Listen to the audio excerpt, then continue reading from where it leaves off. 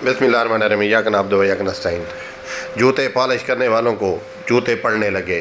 मौलाना फजलुर रहमान साहब को शटअप की कॉल दे दी गई। वो क्या मंजर होगा। अब इनको समझ तो आ गई होगी ना जूते पॉलिश करने का क्या फ़ायदा और क्या नुकसान होता है।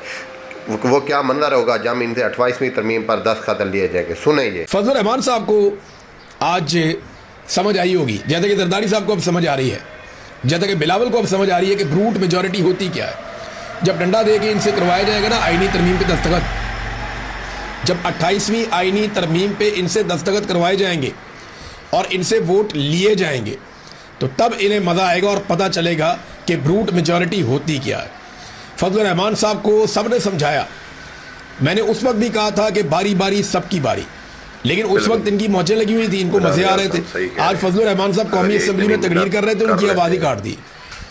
आप अंदाजा करें कि फजलुर रहमान की भी आवाज़ बंद कर दी, जिसने इमरान खान की हुकूमत गिराने में मरकजी किरदार अदा किया था और एस्टेब्लिशमेंट का सबसे मेन मोहरा बना था।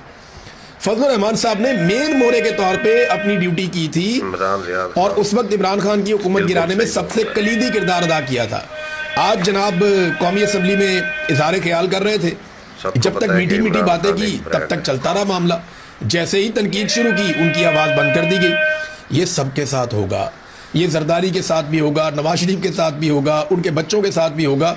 पाकिस्तान के हर सियासतदान को इसमें से गुजरना पड़ेगा, क्योंकि या तो आप फील्ड मार्शल की या जो भी उस वक्त का जर्नैल होगा, आप या तो उसकी बातें मानेंगे चुप करके या फिर आप सख्तियाँ बर्दाश्त करेंगे।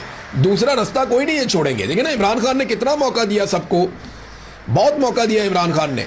इमरान खान ने अपने हिस्से की मार भी खाई, जो खुद गलती की उसकी भी मार खाई, और जो बाकियों ने किया उसका भी कुफारा अदा किया। इमरान खान ने लगभग पाकिस्तान की सारी सियासी क्रीम का कुफारा अदा कर दिया, इतनी मार खाई। और इन सारों को बार बार मौका दिया कि आओ मिलकर बैठ जाओ, मिलिट्री एस्टेब्लिशमेंट को वापस बैरकों में भेजते हैं। जिस वक्त आसिम मुनीर की एक्सटेंशन का मामला चल रहा था तो PMLN को इस बात का खतरा था और उनके लोग ये कहते थे कि अगर हमने आसिम मुनीर साहब को एक्सटेंशन ना दी तो वो PTI के साथ मिलकर हमारी मंजी ठोक देंगे।